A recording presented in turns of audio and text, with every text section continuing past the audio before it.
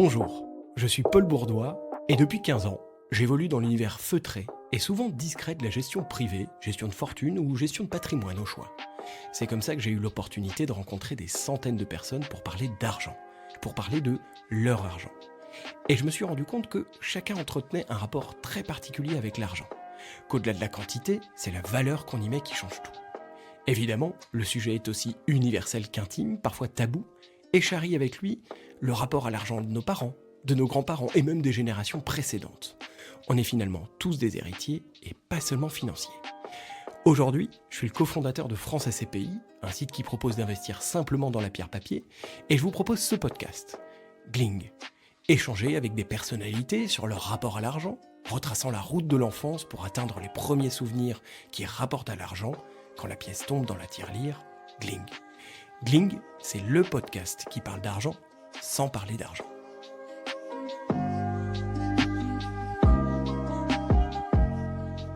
Aujourd'hui, je reçois une personne que je connais, qui s'appelle Jérémy Rouzeau. Et alors, tu sais quoi, plutôt que de faire une introduction et te présenter, je vais te laisser te présenter toi.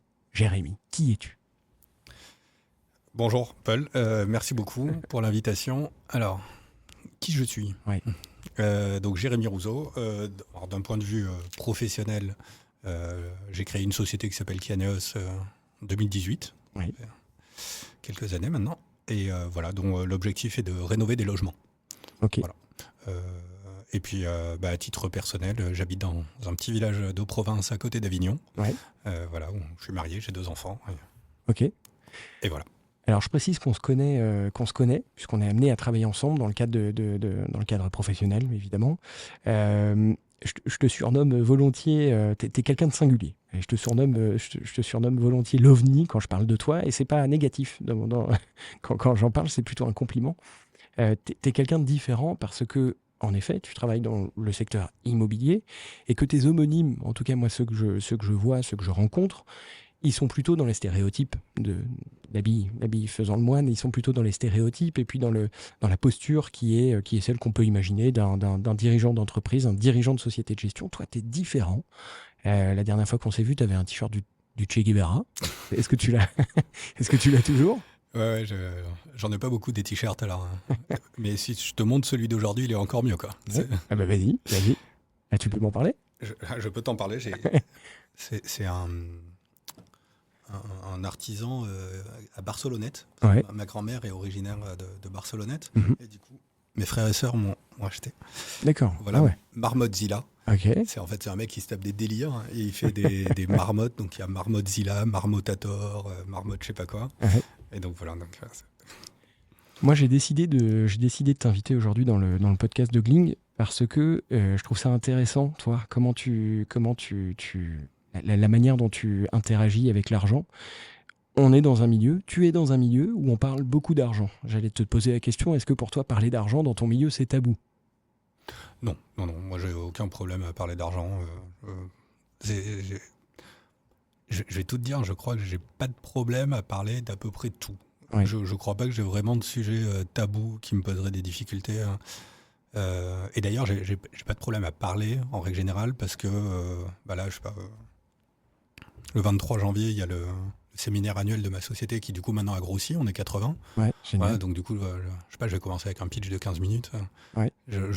J'aurais même pas un début de stress 3 secondes avant, quoi. C'est parce que je me dis que quand on monte sur scène, en fait, on a tous 2 bras, 2 jambes, 2 yeux. Ça nous arrive à tous de dire une bêtise, ça nous arrive à tous de se casser la gueule, ce que tu veux. Ouais. Et du coup, en fait, moi j'ai l'impression que quand je pars de ce postulat, en fait, ça m'enlève tous les stress, quoi. Je me rappelle la première fois que je suis passé à la télé.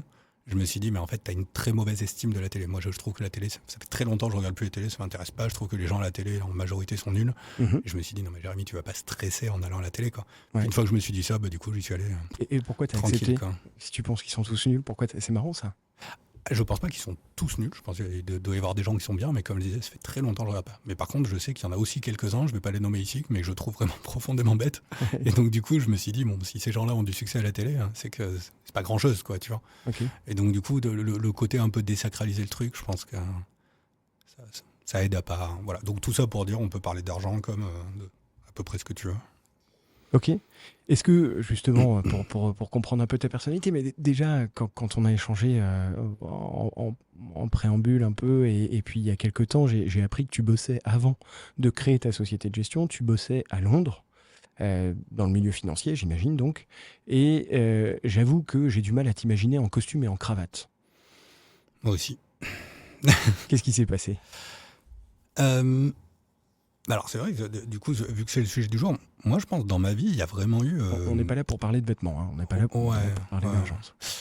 Et je pense que dans ma vie, il y a vraiment eu deux périodes distinctes sur la relation à l'argent. C'est au début de ma vie, quand j'étais petit, je me rappelle encore d'une petite tirelire en cochon que j'avais, qu'un jour elle s'est cassée. Alors ça, je ne me rappelle pas, mais mes frères et sœurs m'ont raconté, parce que je suis le dernier de quatre, que du coup j'avais tellement pleuré qu'ils me l'avaient recollé eux-mêmes. Et du coup, j'ai encore la petite tortue, je ne sais même pas comment elle tient encore, elle a 40 ans la tortue, enfin laisse tomber quoi.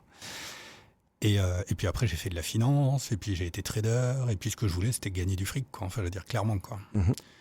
Et donc, j'arrive à Londres, et je me rappellerai toujours qu'au bout de, je sais plus, quelques semaines, tu vois, mon responsable était parti juste avant que j'arrive. Mon responsable du responsable était parti juste après que j'arrive. Et du coup, il me restait le patron du patron du patron, qui était du coup quand même un gros patron, tu vois. Oui. Et en fait, ça fait quelques semaines que je suis là, et du jour au lendemain, mais genre, il tire une tronche, mais un truc de dingue, tu vois.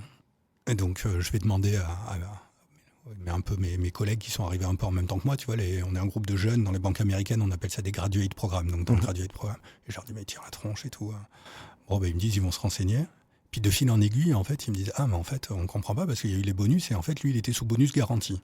Donc à cette époque-là, les bonus garantis, je te parle de 2007, c'était les gens, ils avaient minimum 1 million de pounds, 1 million de livres sterling, ce qui faisait 1,5 million d'euros. Et ça, c'était le minimum, parce qu'ils avaient été débauchés d'une autre grosse banque, quoi. Et en fait, au bout d'un moment, on s'est rendu compte que le gars tirait la tronche parce que le mec d'à côté de lui avait eu plus que lui. Et j'ai l'impression que c'est là le moment où je me suis dit, non mais attends, j'arrive là, j'ai envie de gagner de l'argent, mais en fait, je me projette dans 15 ans, 20 ans, à me dire, tu gagnes 1 ou 2 millions d'euros, et en plus tu tires la tronche parce que le voisin, putain, c'est vraiment trop con. Ouais. Et voilà, et du coup, je me rappelle, j'ai appelé ma copine à l'époque, qui est devenue ma femme depuis, et je lui ai dit, écoute, je reste 2 ans parce que le graduate programme il dure 2 ans, et puis voilà, et puis après je rentre, et puis on fera autre chose de notre vie, quoi. Ça t'a pas donné envie, au contraire? Tu t'es pas dit, waouh, 1 million? Parce que quand t'es jeune. Ouais. Non, par contre, je peux te dire que j'ai plus jamais gagné le salaire que j'avais gagné cette année-là. 2007 dans la finance, c'était sympa, quoi. Et donc, en effet, c'est intéressant ce que tu dis, et là, tu empiètes un peu sur des questions que je voulais te poser. Enfin, tu empiètes, en tout cas, tu m'ouvres la porte. C'est déjà, avant de parler d'argent, là, au présent, on peut en parler un peu au passé. Et c'est ce qu'on a fait là en évoquant ton séjour à Londres, enfin, ou plutôt tes 2 années à Londres. Déjà, si on remonte un peu le fil, quand tu étais à la maison, quand tu étais petit, est-ce qu'on parlait d'argent? Est-ce que c'était quelque chose qui était tabou, ou au contraire, est-ce qu'on en parlait? Je me rappelle pas trop, mais par contre, ce que je sais, c'est que moi, je viens d'une famille qui était aisée, quoi. Mes deux parents, ils bossaient, ils étaient fonctionnaires tous les deux. Enfin, je veux dire, on habitait à Aix-en-Provence. Moi, quand j'étais petit, j'ai pris des cours de piano. Enfin, je veux dire, on partait en vacances, on manquait de rien, quoi. Ouais. Donc, on n'avait peut-être pas des voitures de dingue et des villas de dingue avec piscine et tout. Ouais. Après, Aix-en-Provence, c'est une ville assez particulière où il y a un moment, quand tu commences à passer au collège ou au lycée ou quoi, il y en a du jour au lendemain, ils font plus partie de ton groupe d'amis parce que tu fais pas partie de la même catégorie sociale, quoi. Ok. Du coup, quand j'ai été plus grand et que j'ai envie de retourner dans le sud-est, j'avais barré Aix-en-Provence de ma liste des endroits où j'avais envie de vivre, quoi. Et alors justement, donc rapport à l'argent, y a pas trop c'est pas trop un sujet à la maison. Je crois pas trop, non. Mais tu comprends en grandissant, comme beaucoup, que y a un vrai sujet, et que ça peut être clivant, ça peut diviser, d'avoir ou de ne pas avoir d'argent. Tes parents, justement, ils ont quel rapport à l'argent? Et si tu sais pas, t'as le droit de me dire, j'en sais rien, en fait, on parlait pas d'argent. Non, je crois pas que ça soit trop un sujet. Ouais, je pense que ça a ni été conflictuel, ni été positif. Je pense déjà quand tu es fonctionnaire, et eux ils ont été fonctionnaires toute ta vie, tes évolutions salariales, je crois me rappeler, tu vois, j'essaye de me souvenir des souvenirs d'enfance, mais ma mère, elle avait des notes de fin d'année, et en fait la note donnait lieu à une augmentation. Ouais. Voilà, mais alors je sais pas comment c'était, mais tu vois, les augmentations de fonctionnaires, ça doit être quelques pourcents, tu vois. Enfin, donc non, il n'y avait pas trop de sujets. Ouais. Alors par contre, ce qui est rigolo, anecdote, c'est que du côté de mon père comme du côté de ma mère, je viens de... Enfin, je suis descendant, j'allais dire, de gens qui étaient richissimes. Ouais. Donc j'ai parlé tout à l'heure du t-shirt là, qui vient de Barcelonnette. Et en fait, mon arrière-grand-père, donc le père de ma grand-mère, a quitté Barcelonnette pour partir au Mexique. Okay. Et en fait, la communauté des gens de Barcelonnette, c'est une petite ville dans les Alpes de Haute-Provence qui doit faire genre 2000 habitants aujourd'hui, tu vois. Mais donc du coup, c'était à l'époque, il était paysan, puis tu avais le fils aîné, il récupérait la ferme, et puis les autres, débrouillez-vous. Et donc du coup, lui avec un pote à lui, avec 2 cousins, et du coup, ils sont partis au Mexique. Okay. Et ils ont fait fortune au Mexique, mais un truc de dingue. Ils ont lancé la grande production, la grande distribution dans le textile. Okay. Et ils sont rentrés, mais genre, milliardaires en ancien franc, quoi. Tu vois, un truc de fou. Okay. Et je me rappelle, quand j'ai grandi, je me suis dit, non, mais en fait, ils sont tous moqués de nous, quoi. Au Mexique, c'était pas la grande distribution du textile qui faisait quoi, je veux dire. Il devait y avoir des histoires d'armes et compagnie, ou j'en sais rien, tu vois, j'y croyais pas du tout. Et du coup, quand je bossais à Paris, après avoir bossé à Londres, un jour, il y avait un roadshow de la Banque Centrale du Mexique. Et donc, je vais voir le mec et je lui dis, moi, il y a une histoire des gens de Barcelonnette. Et ils me disent, oui, en fait, du coup, vous avez des cousins, puisque du coup, moi, mon grand-père, il est rentré en France après, je crois que c'était un peu avant la Première Guerre mondiale. Enfin, mon arrière-grand-père, du coup. Et par contre, il y en a qui sont restés là-dedans. Et ils me disent, mais la communauté de Barcelonnette au Mexique, elle est hyper connue, ils sont devenus super riches. Et oui, c'était bien la grande distribution. C'est drôle. Okay. Ouais, et tu as pu aller les voir? Ils ont pu investir dans ton business ou pas du tout? Non, je prends pas l'avion, alors du coup, c'est compliqué. Ah oui, ok. Ouais. Tu prends pas l'avion par conviction, par crainte, par... Alors ça, c'est génial. En fait, j'ai peur de l'avion. Et du coup, grâce à l'écologie, j'ai pas besoin de dire que j'ai peur de l'avion. C'est le jackpot. Ok, d'accord. Ok, je vois. Et ok, bon. Et alors c'est marrant, je reviens sur l'histoire de tes parents. Donc ils sont fonctionnaires, ils n'ont pas forcément un rapport avec, en tout cas ils placent pas l'argent comme valeur cardinale. Ah ouais, non, ça j'ai jamais entendu parler de placement à la maison. Je crois pas qu'ils avaient beaucoup d'épargne, parce que déjà on était 4. Donc je pense que... Et alors, question, est-ce que tes frères et sœurs, donc frères ou sœurs, est-ce qu'ils travaillent dans le même milieu que toi? Est-ce qu'ils ont le même rapport à l'argent que toi? Ça, c'est quelque chose qui est intéressant. Ouais, là, je dirais qu'aujourd'hui, maintenant, là, j'ai une de mes 2 sœurs avec qui on est un peu pareil, c'est-à-dire on en a de l'argent, on gagne bien notre vie, mais clairement, c'est un truc qui nous intéresse pas du tout, quoi. Moi, aujourd'hui, je suis assez extrême, je pense, dans l'idée. Ouais. Je pense que la consommation rend malheureux. Oui. C'est-à-dire, je te donne un exemple bête, tu vois, c'est, je sais pas, un jour, typiquement, je discutais, une personne qui me dit, j'ai offert une montre à mon fils. Intérieurement, je lui ai pas dit, parce que je voulais pas le vexer, mais intérieurement, je me suis dit, mais en fait, c'est le dernier cadeau que je ferai, parce que alors, je dis pourquoi, elle me dit, mon fils, il aime les montres. Je dis, mais quand tu as envie d'acheter une montre, en fait, tu es content pendant quelques minutes, et puis il y a un moment où en fait tout ce que tu attends, c'est la montre d'après, quoi. Oui. La question, quel est le laps de temps, quoi. Est-ce que le laps de temps, c'est 10 secondes, ou c'est une demi-heure, ou c'est 1 heure, ou c'est 3 jours? Oui. Mais du coup, je pense que le temps de la frustration qui vient ultérieurement au temps de la satisfaction est beaucoup plus long et beaucoup plus marqué que le temps de la satisfaction. Tu vois ce que je veux dire? En fait, on rejoint un peu l'idée du mec qui avait eu un bonus, mais l'autre avait eu un plus gros bonus, tu vois. Oui. Et puis, donc, du coup, il aurait pu s'acheter une voiture, mais l'autre a une plus grosse voiture. Il aurait pu s'acheter une maison, et l'autre a une plus grosse maison, et voilà. Et en fait, ce qui est vrai, c'est que, comme moi, du coup, je suis convaincu que globalement, ça rend malheureux. Du coup, j'ai pas de montre, j'ai pas de voiture de dingue, j'ai pas de tout ça. Et puis, vraiment, ça m'intéresse pas. Je partage ton avis. En fait, je pense que certaines personnes confondent plaisir et bonheur, et que le plaisir, ça peut être de s'acheter une montre, par exemple, mais que ça va peut-être pas combler ton bonheur, et que le bonheur, c'est plus un état. Alors peut-être que l'achat de la montre va te permettre d'être dans un état de bonheur, mais ce sera peut-être un peu éphémère, en effet. Et donc, ce sera un plaisir, simplement, et pas que du bonheur. Ouais. Et moi, je m'épanouis plus un peu dans les... Alors, c'est un peu lié, Au sens où il y a un objectif, alors comme d'avoir, je sais pas, quelqu'un qui économise pour s'acheter sa montre, tu vois, donc à la fin il a sa montre, il est content. Moi c'est vrai que c'est plutôt les efforts à long terme, donc du coup j'en parle souvent, mais je suis passionné de jardin potager, donc du coup ça c'est intéressant, ça te reconnecte un peu avec le temps un peu plus long, etc., par rapport au monde de la finance qui est un peu agité, où on est un peu toujours à courir. Mais là, tu vois, moi je fais du piano. Donc le piano, c'est des efforts pendant un temps pour jouer un morceau de piano. La course à pied, tu fais des efforts pendant un temps pour faire une course. 2024 a été la pire année de ma vie. J'ai planté mon morceau de piano et j'ai planté ma course à pied. Mais t'as planté dans ton potager ou pas? Ouais, j'ai aussi planté mon piano. 2024, c'était un enfer. Mais c'est vrai que première fois de ma vie, j'ai fait du piano pendant longtemps quand j'étais petit. Et là, cette année, j'ai essayé de jouer un morceau, mais en fait, trop dur pour moi. Et au bout de 6 mois, j'ai dit à ma prof, non, c'est bon, on arrête, quoi. C'est la première fois que ça m'arrive. Du coup, pendant 6 mois, je me suis acharné à essayer de jouer un prélude de Rachmaninoff. Et au bout de 6 mois, j'ai dit, non, c'est bon, j'y arrive pas, stop, quoi. Et la course à pied, ça faisait quelques temps que je m'étais remis un peu sérieusement, quoi. Et après, la semaine du 10 km, j'étais malade. Du coup, j'ai fait mon 10 km avec le pire chrono de ma vie. Tous mes efforts longs sont tombés en catastrophe cette année. Et je rejoins ton point sur le potager, en effet, sur l'effort long. Et d'ailleurs, je te conseille un très bon épisode. Je conseille aux gens qui nous écoutent un très bon épisode avec Samuel Lewis, qui est un jardinier, un artiste jardinier, un paysan artiste, comme il se nomme, en Centre-Bretagne, et qui en effet, ne veut pas parler d'argent, ou du moins son argent à lui, c'est sa récolte. C'est ce qu'il en fait. Il est quasi autonome, mais c'est extrêmement intéressant. Je te le recommande.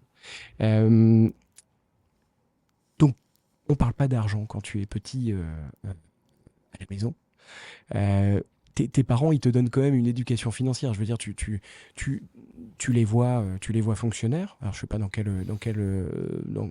milieu ils étaient, mais du moins, tu as envie d'aller en banque. Non. Tu as envie d'aller bosser en banque. Non, moi, quand je crois... Qu'est-ce qui s'est passé ? On m'a rapporté que les premières années où je suis parti faire de la finance à Londres, mon père disait que je faisais de l'informatique. On était plutôt dans le côté... la finance, c'est la honte, quoi. Tu vois. D'accord. Ah oui, il ne le disait pas par méconnaissance, mais plutôt par honte. Je pense que ça ne l'emballait pas, là, cette histoire. Non, il est plutôt plus emballé, je crois, aujourd'hui, de voir j'essaye que les gens soient mieux logés, tu vois. C'est un truc qui l'intéresse plus. Et on va y venir, justement. Et attends, mais qu'est-ce qui s'est passé entre le moment où, en effet, tu es issu d'une famille nombreuse, fonctionnaire, où l'argent, c'est pas une valeur cardinale, ou justement tu veux aller à la City à Londres pour bosser dans une banque d'investissement, j'imagine, une banque d'affaires. Qu'est-ce qui a fait que tu as switché ? C'est ta formation d'ingénieur, je crois ? Ouais, et ben écoute, j'en sais rien, parce qu'en fait, moi, l'école, c'était une catastrophe. D'accord. Les profs passaient leur temps à dire que j'étais à peu près incapable de tout, à commencer par incapable d'apprendre à lire, puis incapable de faire des études, puis incapable d'avoir mon bac, puis incapable de tout, quoi. Mais comme mes parents avaient décidé que je ferais des études, du coup pas le choix, donc ça a été vraiment un enfer. Et puis je crois que quand j'étais en école d'ingénieur, j'ai fait un stage où il y a un mec à côté de moi en stage qui me dit j'ai fait l'introduction en bourse de, je sais plus, GDF ou Suez ou je sais pas quoi, j'ai acheté une action 20 €, le lendemain elle valait 23 €, donc du coup j'ai gagné, je sais pas, 300 balles ou j'en sais rien. Je me suis dit, putain, c'est intéressant ça. Et du coup c'est comme ça, j'ai acheté un livre de finance et je savais toujours pas quoi faire et puis je suis parti là-dessus, quoi. Vraiment le hasard. Après, moi le seul truc que je savais à peu près faire à l'école, c'était les maths. Donc du coup, tu vois, en salle de marché, les maths, ça colle pas mal, quoi. Ça fonctionne. C'est quoi ton premier, si on remonte un peu le temps encore, là on est parti dans les études, c'est quoi ton premier souvenir d'enfant avec l'argent ? Punaise, c'est dingue, hein. C'est vrai que... Je sais pas, les autres personnes que tu invites, elles te disent à la maison on parlait argent et tout, parce que du coup je me dis c'est presque interpellant, je me dis c'est vrai que moi j'ai pas de souvenir par rapport à ça. Ça dépend. C'est bizarre du coup Non, déjà il n'y a pas de situation normale, pas de situation bizarre, chaque situation est propre. Il y en a qui parlaient beaucoup d'argent, il y en a non. Et puis les souvenirs d'argent, ils sont très différents. Moi je l'avais dit avec Jamy, moi mon souvenir d'argent, je suis issu d'un milieu commerçant. Mon souvenir d'argent, c'est de l'odeur de la caisse du commerce, tu vois. Il y a un truc comme ça. Oui, moi du coup la tirelire dont je te parlais tout à l'heure, la tirelire tortue là, qui se casse. Versailles, je me rappelle pas je me rappelle pas du jour où elle s'est cassée, mais a priori, j'ai beaucoup pleuré. Ouais. Voilà. Et je lis toujours. Ok. Elle est dans ta boîte qui s'appelle donc Kianeos. Ouais. Elle est dans ton bureau. Non, elle est sur la cheminée de ma maison, je crois. Ok. Est-ce que donc tu me dis que vous êtes 4. T'as deux frères et sœurs ou frères ou sœurs qui... Ouais, 2 sœurs et un frère. Ouais. 2 sœurs et un frère. Donc t'as un frère et une sœur qui ont un rapport à l'argent différent du tien et de celui de ta sœur qui te ressemble. Ouais. On se ressemble tous pour des... En fait, on se ressemble pour des raisons différentes, quoi. Mais après, je pense pas avoir échangé sur ce sujet-là spécifiquement suffisamment avec eux pour savoir. Puis après, tu sais, je pense que l'argent, c'est comme le reste. Il y a ce que t'en dis, il y a ce que t'as vraiment au fond de toi, etc. Du coup, je dirais que c'est pas des sujets sur lesquels on a particulièrement échangé. Donc tu t'inscris plutôt dans la continuité de tes parents, finalement, d'être un peu... Par contre, je sais que mes frères et sœurs, si tu leur demandais, ils te diraient « Ah non, mais Jérémy, c'est hyper important. » Parce qu'eux, ils ont l'image de moi, du coup, quand je devais avoir, je sais pas, 5 ou 10 ans, en train de mettre mes pièces dans la tirelire tortue dont on parle depuis tout à l'heure, et de recompter les pièces pour savoir si l'année prochaine, parce que ça, c'était dans la ferme justement de mon arrière-grand-père, quand on partait en vacances, et savoir si l'année prochaine, il y a assez de sous pour pouvoir faire un tour de karting. Enfin, tu vois, des trucs comme ça, quoi. Donc du coup, ils ont toujours eu l'image de Jérémy, le petit dernier, qui compte ses pièces, etc. Ouais. C'est marrant. Et alors, justement, si on parle de ta première paye, est-ce que tu te souviens ce que tu as fait avec ? Qu'est-ce que tu as fait avec ta première paye ? Non, la première paye, déjà, j'étais jeune, donc je crois que j'en ai rien fait. Ouais. Mais par contre, ce que je peux te dire comme anecdote, c'est que quand je travaillais à Londres et qu'effectivement je gagnais beaucoup d'argent, j'ai tout économisé pendant 2 ans, quoi. En 2 ans, j'ai économisé, je pense, comme peu de gens économisent dans leur vie, parce qu'en fait, j'ai gardé un peu un style de vie étudiant. Et ce qui est vrai, c'est, je sais pas si tu as lu, peu de gens l'ont lu vraiment en entier, mais le livre de Piketty, là, Le Capital. Alors, je l'ai commencé. Ouais, comme beaucoup de gens. Et vu le pavé, je ne l'ai pas terminé. Écoute, moi, je lis pas de livre, mais il se trouve que celui-là, c'est un des rares que j'ai lu. Mais bon, en gros, une des idées de Piketty qui est intéressante, c'est que si tu as du pognon et que tu files 100 000 euros à ton gamin quand il a 20 ans, en fait, ça représente pas du tout 100 000 euros. Ça représente des millions d'euros. Ouais. Parce que déjà, ça lui représente beaucoup d'opportunités. Donc, par exemple, il pourrait s'acheter un appart et il va plus jamais payer le loyer de sa vie. Donc, tu vois que c'est beaucoup plus que 100 000 euros. Il pourrait se dire, j'ai 100 000 balles, j'ai pas besoin de bosser, donc je vais créer ma boîte. Et donc, potentiellement, ça marche. Donc, c'est beaucoup plus que 100 000 euros. Tu vois. Et donc, c'est vrai, c'est que ces 2 années à Londres, moi, elles m'ont permis de rentrer avec à peu près ça, je crois, 100 000 balles, un truc comme ça. Ouais. Et derrière, d'acheter un appartement, d'avoir la mise de départ pour acheter un appart en banlieue parisienne. Et puis après, quand je suis rentré dans le sud-est, du coup, une maison. Ouais. Pour le même prix qu'un appart en banlieue parisienne. Oui. Et donc, voilà. Donc, du coup, peut-être que du coup, j'en ai rien fait de ma première paye. T'as économisé. Ouais, voilà. Je me rappelle que quand on sortait de... Tu vois, encore une fois, je te fais pas un dessin long de la finance en 2007. Hein, on allait en discothèque le soir, tu vois. Mais quand je rentrais, je prenais le bus du soir, tu vois. Oui. Voilà, les copains, ils rentrent en taxi, quoi. Ouais. Ok. Voilà. Et donc, tu rentres à Avignon. On dit en Avignon, d'ailleurs, je crois. Ouais. Ça fait pour les puristes. Ouais. Mais moi, je suis pas avignonnais, moi, je suis aixois. J'ai grandi entre Aix et Marseille. Ok. Et tu rentres, tu passes d'abord par Paris. Qu'est-ce que tu fais à Paris à ce moment-là ? J'ai fait 2 ans à Londres, j'ai fait 6 ans à Paris, où j'étais gérant de fonds d'investissement. Toujours investisseur dans le monde de la finance. Ouais. Et qu'est-ce qui fait que tu te dis, attends, stop, en fait, ça suffit maintenant, je vais créer ma boîte, et je vais créer ma boîte, parce que moi, je sais, tu l'as pas dit, je vais créer ma boîte avec une philosophie, en tout cas un état d'esprit différent de ce qui peut se trouver aujourd'hui. En fait, le truc, rapidement dans la finance, j'ai vu que gagner du pognon, c'est pas ça qui me rendrait heureux. En fait, moi, je pense que je suis très égoïste. Et les gens me voient pas comme ça, mais parce que je leur dis, mais en fait, tout ce que je fais qui peut vous sembler pas égoïste, je le fais parce que je me dis que ça me rend fier de moi. Tu vois ce que je veux dire ? Et ça, finalement, ça me rend heureux. Donc, effectivement, je me disais, dans la finance, juste le fait de gagner beaucoup d'argent, c'est pas ça qui va me rendre heureux. Donc j'ai essayé à Londres, après j'ai essayé à Paris, après j'ai eu une dernière expérience, et puis après j'ai dit j'arrête la finance, et puis je m'occupe mon jardin potager. Et puis, il y a eu les dernières années où je travaillais dans la finance à Paris. On habitait, enfin, ma femme et les enfants étaient déjà dans le sud-est. Donc, du coup, à titre personnel, j'avais fait des investissements locatifs. Donc, je m'occupais de mes apparts et puis de mon. Voilà. Et puis après, comme tu le sais, le hasard a fait qu'il y a des gens qui m'ont dit « Ah, mais tes histoires d'investissement locatif, ça nous intéresse » et que c'est de là qu'est venue la création de Kianeos, où toujours pareil, très égoïste, j'ai dit « Ok, mais moi, je veux bien me lancer ».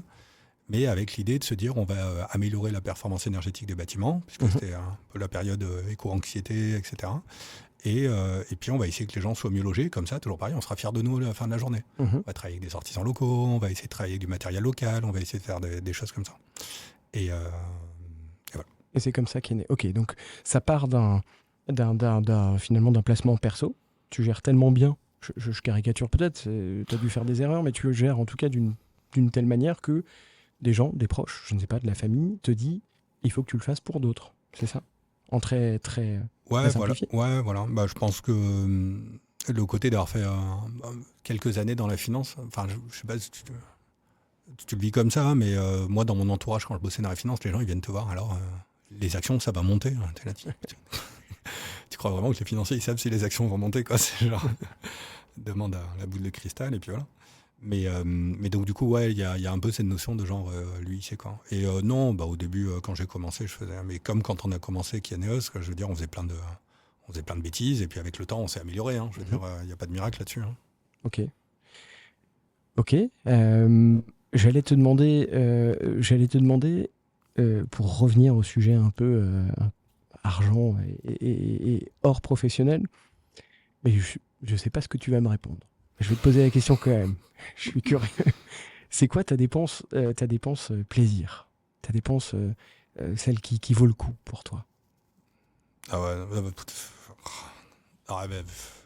Je sais pas. Des outils pour jardiner. Osciller entre ne pas me croire et non, mais en fait, vraiment.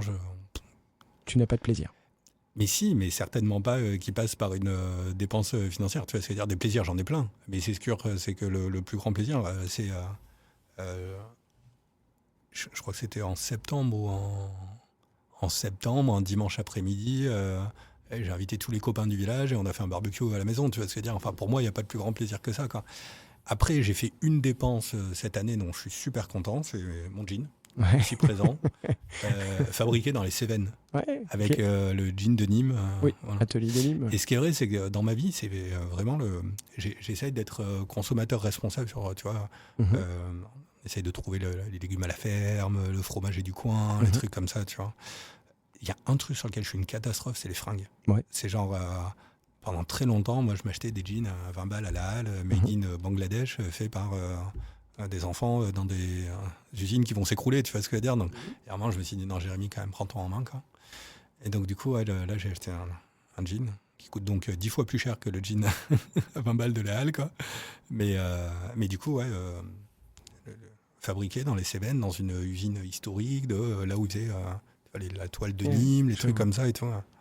Donc, du coup, ta question, c'était un investissement dont je suis fier, c'est ça? Non, pas du tout. Ah, pas non, du mince. tout. Tu travestis mes questions. Non, c'était ta dépense plaisir. Une dépense plaisir qui coûte de l'argent et qui n'est pas un investissement. Ouais, voilà. Donc, du coup, je pense plaisir. Du coup, ça m'a fait plaisir parce que ça pareil, toujours cette idée de me dire, j'ai envie de me regarder un peu dans un miroir à la fin de la journée, d'essayer de me dire que ce que j'ai fait, ça va dans le bon sens, tu vois. Et donc, effectivement, je me suis dit, acheter ce jean-là plutôt que.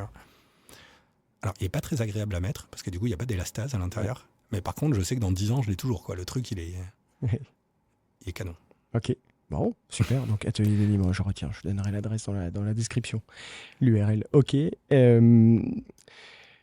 Donc, tu as des enfants. Tu as 2 enfants, c'est ça? Quelle éducation financière tu leur donnes? Si tu leur donnes une éducation financière, ou du moins, qu'est-ce que tu as envie de leur transmettre?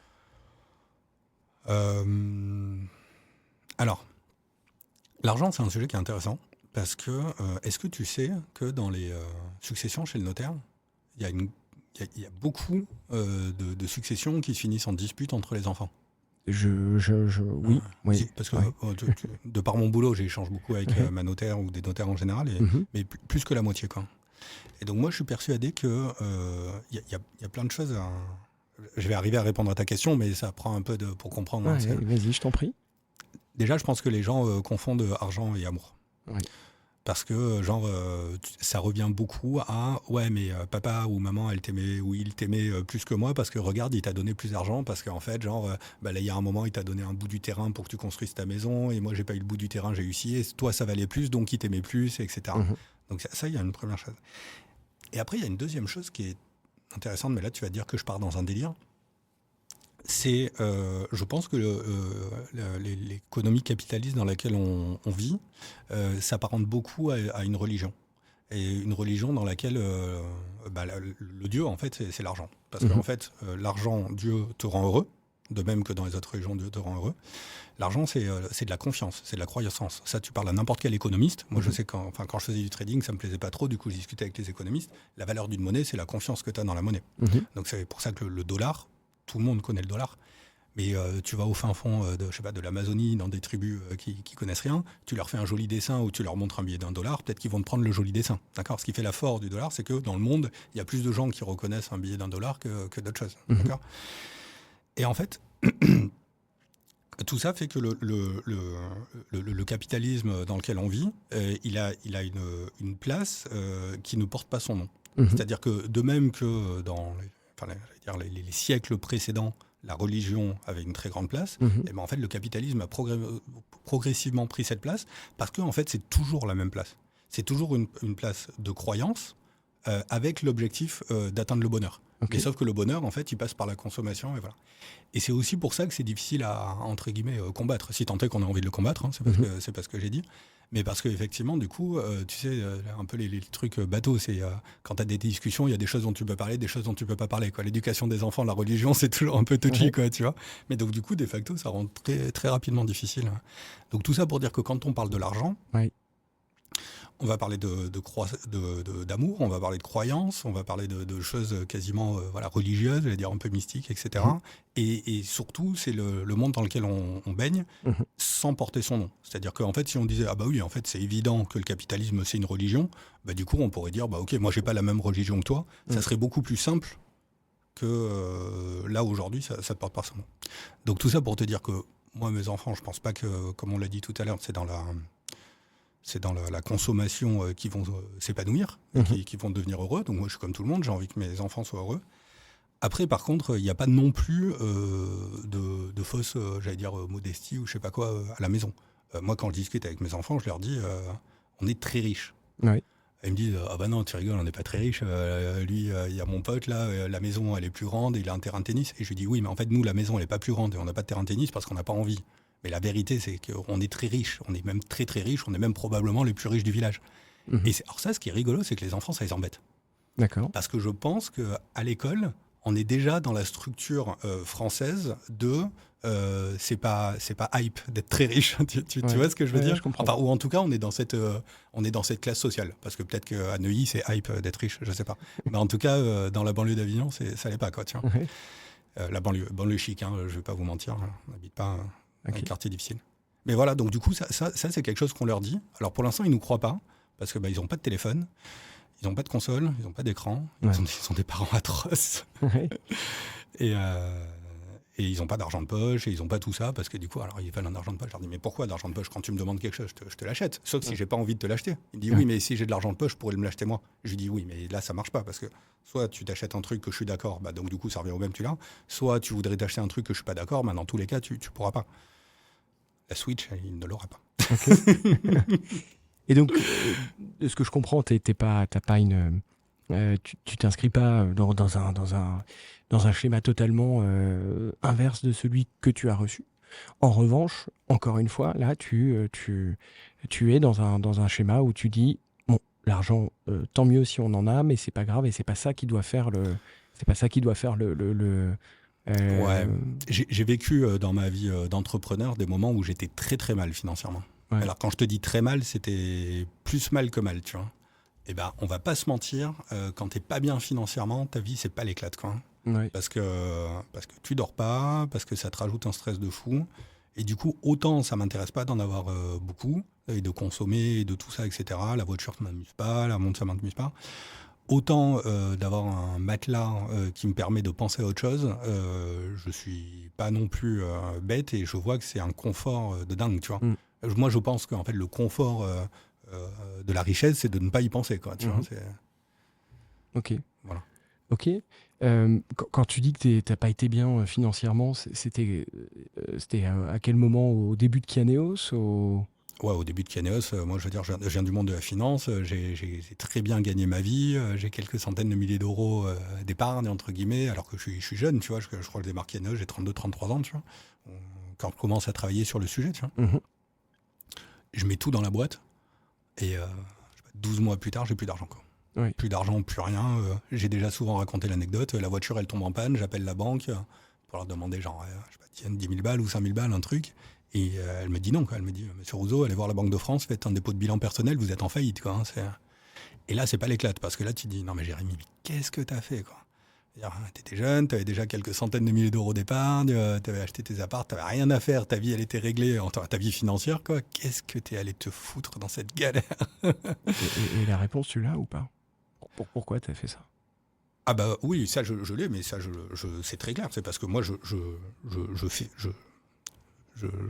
décide de faire des choses dans ma vie si je pense que je vais être fier de ce que j'ai fait à la fin de la journée. Et je le répète, comme je le disais au début, moi il y a plein de gens qui me disent c'est formidable ce que tu fais, tu rénoves des milliers de logements, le côté transition énergétique, tout ce que tu veux. Et je leur dis très égoïstement, je le fais pour être fier de ce que j'ai fait, quoi. Hein. Oui. Mais par contre, ça serait à refaire, je le referai pas. Et ça choque les gens quand je le dis. Ouais. Mais ça, je le dis toujours. C'est-à-dire que aujourd'hui, je suis super content. Plein de gens me disent que c'est génial, et moi aussi, je trouve que c'est génial. Mais par contre, ça a été tellement dur, et puis tellement dur pour l'entourage, ça serait à refaire, je ne le referai pas. Ça, j'en suis certain. C'était trop dur. Et qu'est-ce que tu ferais?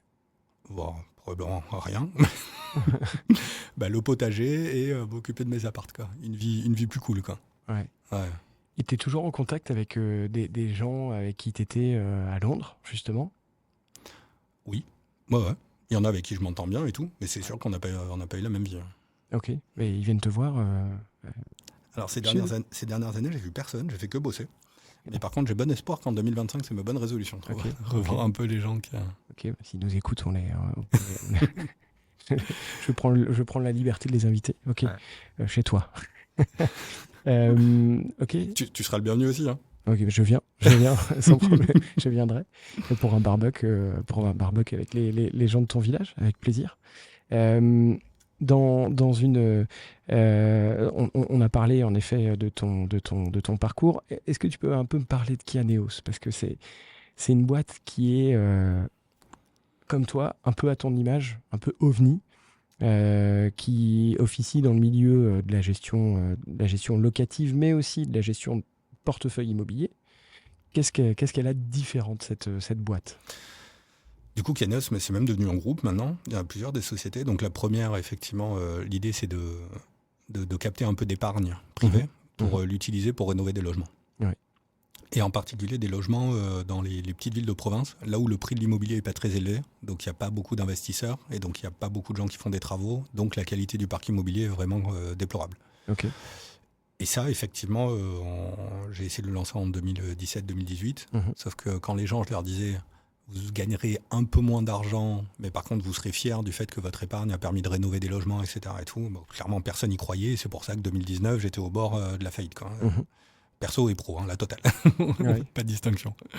Et puis après, on le sait, il y a eu un peu de changement des mentalités ces dernières années. Et puis maintenant, Kianéos commence à avoir quelques années. Il y a des banques qui proposent ça à leurs clients, etc. Ça commence à faire boule de neige. Et puis voilà. Donc, alors, l'idée de base était vraiment de se dire, imaginez un modèle qui permet de massifier la rénovation. Parce qu'aujourd'hui, les acteurs de la rénovation en France, c'est vraiment le très très haut de gamme. Ouais. C'est-à-dire que genre on achète un truc, on le rénove et on va le vendre 6 000, 8 000, 10 000 euros du mètre carré. Du coup, ça marche vraiment pour certaines tranches de clients hyper aisés, dans des villes très ciblées. Enfin, tu vois, c'est... Voilà. Ouais. Et donc là, je suis content qu'on ait réussi à trouver un modèle qui permet de rénover beaucoup de logements dans les petites villes de province. Maintenant, la deuxième strate, c'est de se dire, une fois qu'on en a rénové 4 ou 5 000, il faut les gérer, faire la gestion locative. Ça, c'est hyper intéressant, c'est de l'humain. Donc ça m'intéresse vachement. C'est le sujet sur lequel je travaille le plus en ce moment. Et c'est le sujet sur lequel on a les plus grosses ambitions. Et le fil conducteur, c'est vrai que quand on a commencé sur la partie rénovation, c'était un peu genre, tout le monde en parle, personne ne le fait. J'avais l'impression de la rénovation, tu vois. Et donc, c'était un peu le challenge, quoi. Bon, si personne n'y arrive, allez, paf, ça m'a piqué, j'ai envie d'essayer, quoi. Oui. Et là, je sais que pas plus tard que la semaine dernière, je disais à l'équipe de gestion locative, il y a une salariée qui m'a dit, non mais Jérémy, si tu veux atteindre de la sérénité dans le monde de la gestion locative, change de métier, quoi. Parce que la gestion locative, c'est vraiment, tu sais, tu as des locataires qui t'appellent toute la journée, il y a des problèmes, tu es stressé, etc. Et tout. Et pareil, là, j'étais piqué. Je lui ai dit, tu vois, non seulement on va atteindre la sérénité au boulot, mais du coup, comme on sera serein au boulot, on va réussir à bien adresser le problème de nos locataires, etc. Je pense qu'on va pas se mentir, on n'y est pas encore aujourd'hui. Ouais. Mais je suis convaincu, vraiment convaincu qu'on va y arriver. On va faire un truc de dingue sur la gestion locative. Je pense que sur les travaux, on a déjà fait un truc qui est super. Et vraiment, mais je sais pas comment dire, comme c'est fait, et du coup, ça te paraît faisable. Alors qu'il y a 4 ans en arrière, c'était pas fait. Et on se dit, putain, mais est-ce qu'on va y arriver, tu vois ? Mais aujourd'hui, maintenant, on a 15 mètres d'œuvre, on rénove 1000 ou 1200 logements par an. Ouais. Et puis demain, on pourra en faire 1005 et après demain 1007 ou même 2000, tu vois. On sait faire, on a compris, on a nos process, on a nos trucs, etc. La gestion locative, si tu regardes bien, les gros acteurs de gestion locative qui gèrent des milliers ou des dizaines de milliers de lots, c'est rare que les clients en soient méga satisfaits, tu vois. Ouais. Et je me dis, on va peut-être réussir à faire un truc. Et ça, si ça pouvait permettre à la fois aux salariés, parce que ça, c'est probablement le plus important, tu vois, le premier échelon, qu'ils soient, eux, contents de ce qu'ils ont fait à la fin de la journée. Ouais. Et après, par ricochet, qu'on arrive à proposer un meilleur service à nos locataires, punaise, ouais, ça serait une sacrée fierté, ça aussi. Ok. C'est pas gagné. Et vous êtes combien aujourd'hui ? 80, tu disais ? Ouais, le groupe Kianos, c'est 80. Je pense que si on arrive à faire ce qu'on veut faire cette année, on va monter à 100 personnes, je pense, en fin 2025, début 2026. Ok. Ouais. Et quand je place mon argent sur une SCPI, donc les SCPI, pour les gens qui connaissent pas, qui nous écoutent, c'est la pierre papier, c'est l'investissement indirect dans l'immobilier. Je place mon argent et j'ai à peu près 5%, c'est ça, de rendement non garanti, évidemment. Ouais. On a différents types d'offres. En fait, on a 2 offres. On a une offre où vous avez une partie du rendement, voilà, c'est-à-dire vous placez votre argent, vous allez avoir 3 ou 4% de rendement. Et en plus, vous avez un avantage fiscal, voilà, qui s'appelle le De Normandie, qui est pareil que le Pinel. C'est une réduction d'impôt de 2% par an pendant 9 ans. Ouais. Donc ça, c'est des SCPI un peu particulières. Elles ont une date de début et une date de fin. Voilà, ce qui est un peu particulier dans le monde de la SCPI. Et puis après, vous avez une SCPI plus classique. Vous mettrez votre argent et puis après, vous laissez le temps que vous voulez. Et là, effectivement, ouais, on est plutôt autour de 5%. Et puis ces dernières années, les travaux qu'on a fait, on a plutôt réussi à les valoriser. Donc ça fait qu'en plus, le capital s'apprécie. Et ça, je pense que c'est important aussi parce que les gens, quand ils placent leur argent dans l'immobilier, ils ont cette idée que c'est un actif réel, tu sais, quand tu as de l'inflation, du coup, ça a plutôt tendance à se valoriser. Donc nous, effectivement, on a cette idée d'essayer de valoriser le capital si le marché immobilier le permet, parce qu'il peut monter, il peut baisser des fois. Ouais. Mais là, effectivement, le résidentiel se porte, même malgré la hausse des taux, a continué à se porter plutôt bien. Ok. Je vois l'heure qui tourne. Et j'ai une question à te poser, 2 autres questions, les 2 dernières questions. Dans une ancienne vie professionnelle, je le répète à chaque fois, j'étais amené à rencontrer des personnes pour les conseiller sur leur patrimoine. Et des personnes, en effet, qui étaient plutôt capées. Et on les désarçonnait avec une question qui était, en préambule, l'argent, ça veut dire quoi pour vous ? Ils séchaient. Ils séchaient vraiment parce qu'ils étaient là pour parler de leur patrimoine, ils n'étaient pas là pour parler de la signification qu'avait pour eux l'argent. Il y en avait qui nous répondaient, pour moi c'est la puissance, d'autres qui disaient pour moi c'est la sécurité. Il y avait autant de questions que de personnes, on n'était pas là pour juger.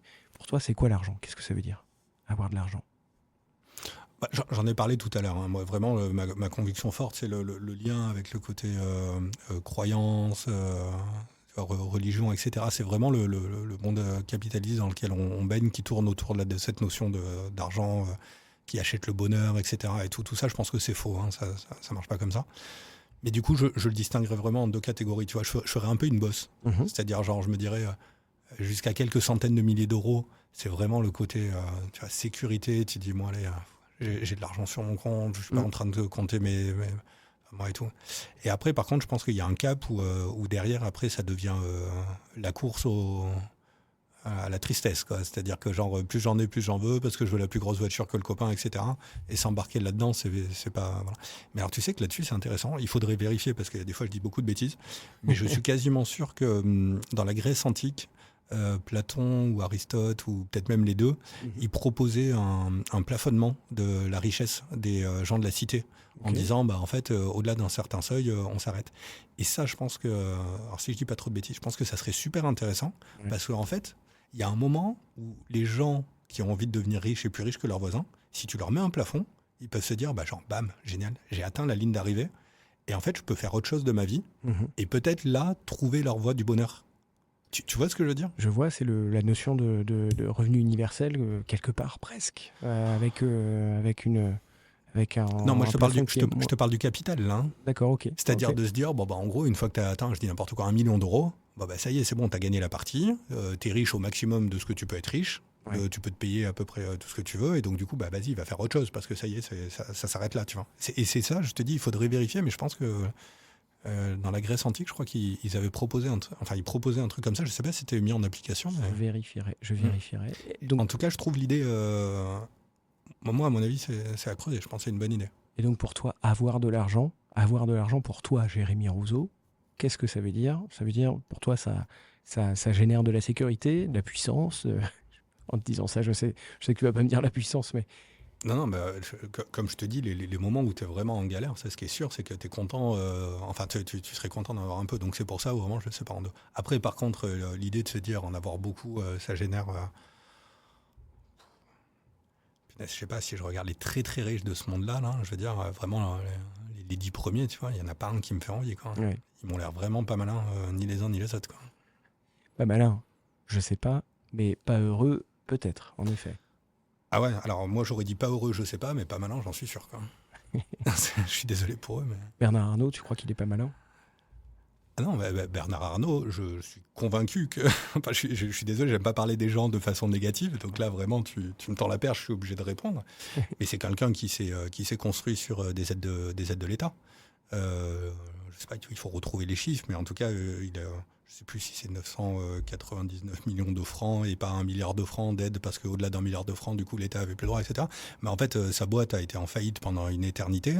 Il faisait du chantage à l'emploi avec l'État en disant vous me filez du pognon parce que sinon je délocalise, etc. Et je veux dire, s'il n'avait pas été introduit et s'il n'avait pas été sous perfusion par l'État pendant des années, je veux dire, jamais de la vie, il en serait là où il en est aujourd'hui. Donc non, je sais pas s'il est heureux ou pas, je lui souhaite d'être heureux, mais en tout cas, ce qui est sûr, c'est que je sais qu'il y a des fois, il y a des classements, tu sais, l'entrepreneur du siècle. Et des fois, il est élu entrepreneur du siècle. Ouais. Non, mais je veux dire, il faut regarder l'histoire de Bernard Arnault, quoi. C'est à pisser de rire, quoi. désolé de le dire. Mais... Ok. Ouais. Bon, Jérémy, donc je retiens que pour toi, l'argent, c'est la liberté, jusqu'à un certain point où ça devient une prison. Non, je veux dire... Moi, encore une fois, je veux dire, je suis actionnaire majoritaire de sociétés qui valent peut-être des dizaines de millions d'euros. Je me considère comme extrêmement riche, mais je n'ai pas l'impression que ce soit une prison. Enfin, je veux dire, c'est juste que je m'en fous, quoi. Enfin, pour la faire courte, quoi. Okay.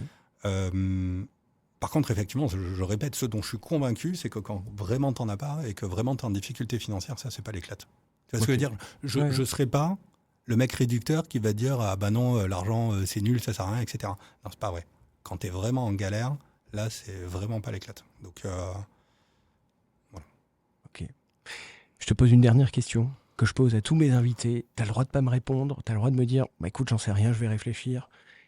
Si tu me conseillais un invité à contacter de ta part, qui est-ce que tu pourrais me conseiller ? Quel invité tu me conseillerais d'appeler de ta part ? J'allais dire ma femme, mais elle va me tuer. Mais ça peut être rigolo, elle est encore plus extrémiste que moi, quoi. Ok, d'accord, je note. Je sais pas, inviter Bernard Arnault ou Elon Musk, hein. Je sais pas, t'as envie d'inviter si t'as leur numéro, je veux bien. Ouais, non, j'ai pas leur numéro. Ok. Qui tu peux inviter pour parler d'argent ? Et tu peux me dire ça dans quelques jours, t'es pas obligé de me dire ça maintenant. Eh ben, écoute... tu sais quoi, je te répondrai en commentaire de... Je sais pas si on peut mettre les commentaires sur le podcast. Bien sûr, tu peux. Je vais prendre le temps de la réflexion. Ok, ça marche. Jérémy Rousseau, président directeur général, c'est ça, de Kianeos AM, Ouais. du groupe Kianeos. Je suis juste président. Ouais. Ok, C'est déjà pas mal. c'est déjà bien. Jérémy Roseau, président de Kianeos, je te remercie d'avoir accepté l'invitation et je te dis à très bientôt. Merci beaucoup, à bientôt. Merci à tous d'avoir écouté cet épisode de Gling. S'il vous a plu, parlez-en autour de vous. Partagez-le sur vos réseaux, avec vos amis, avec votre famille. Je ne suis personne dans l'univers du podcast, je débarque de nulle part, et quelques personnes connues ont décidé de répondre à mes questions sur l'argent, et je les en remercie. Pour le reste, je suis Paul Bourdois, cofondateur de France SCPI, et je vous dis à bientôt en attendant un nouvel épisode. Gling.